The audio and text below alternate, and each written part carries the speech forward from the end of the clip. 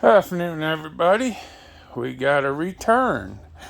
57 Chevy. They put the wrong size rear shocks on it. Well, the mounts were kind of home built. The guy that owns the car did not do this. He bought it. What happened is they put too long of a shock on, and now for up travel it only goes up 2 inches, bottoms out. Ripped the shock mounts clean out of the frame. Well, that one's 3/4. This one, it ripped completely out.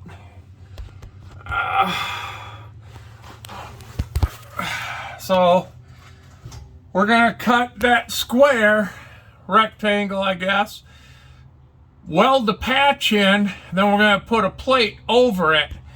We're gonna do that on both sides, because this side here, it's got it 3/4 ripped out, so we'll just remove it, patch it, and then plate it. And we're gonna do that on both sides on this 57 Chevy. So have fun.